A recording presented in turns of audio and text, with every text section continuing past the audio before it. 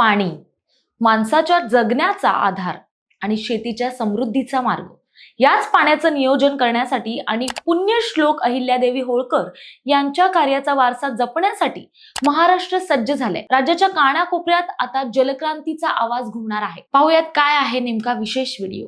नमस्कार, मी प्राची शिरकर, प्रहार news line मध्ये आपलं स्वागत करते. राज्याच्या जलसंपदा विभागाने 15 ते 30 एप्रिल दरम्यान पुण्यश्लोक अहिल्यादेवी होळकर जलव्यवस्थापन कृती पंधरवडा जाहीर केलाय.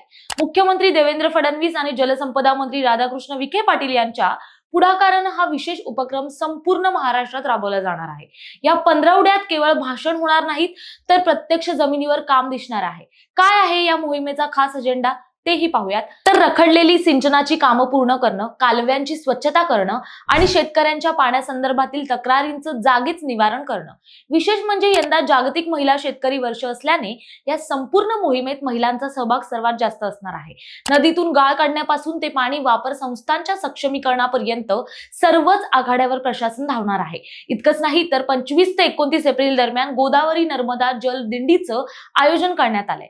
जनजागृतीचा नवा आदर्श उभा केला जाणार आहे. त्याचबरोबर प्रत्येक अभियंता कार्यालयात एक मदत कक्ष असेल, जिथे शेतकरी आपल्या अडचणी मांडू शकतील. 7/12 उतारा अद्ययावत करण्यापासून ते पीक पद्धतीपर्यंत सर्व मार्गदर्शन एकाच छताखाली मिळणार आहे. अहिल्यानगरमध्ये या मोहिमेचा विशेष उत्साह आहे. तसंच त्या जिल्ह्याचे पालकमंत्री स्वतः या उपक्रमाचं संनियंत्रण करणार आहेत. पाण्याचं राजकारण करण्यापेक्षा पाण्याचं व्यवस्थापन करणं ही काळाची गरज आहे. अहिल्यादेवींच्या नावाने सुरू झालेली ही मोहीम खऱ्या अर्थानं लोक चळवळ बनायला हवी. प्रशासनाची ही सक्रियता दुष्काळमुक्त महाराष्ट्राच्या दिशेने पडलेलं एक आश्वासक पाऊल आहे. थेंब थेंब पाण्याचे नियोजन हेच आहे अहिल्यादेवींना खरे अभिवादन. 15 एप्रिल पासून सुरू होणारा हा पंधरवडा महाराष्ट्राच्या शेतीचं चित्र पालटू शकतो. प्रशासकीय यंत्रणा आणि जनता एकत्र आली तर नक्कीच बदल घडेल. पाण्यासाठी सुरू झालेला हा जागर आता घराघरात पोहोचायला हवा. माहिती आवडली असेल तर कमेंट्स मध्ये नक्की कळवा आणि अशाच नवनवीन व्हिडिओ पाहण्यासाठी प्रहार न्यूज लाईनला आताच फॉलो करा. धन्यवाद.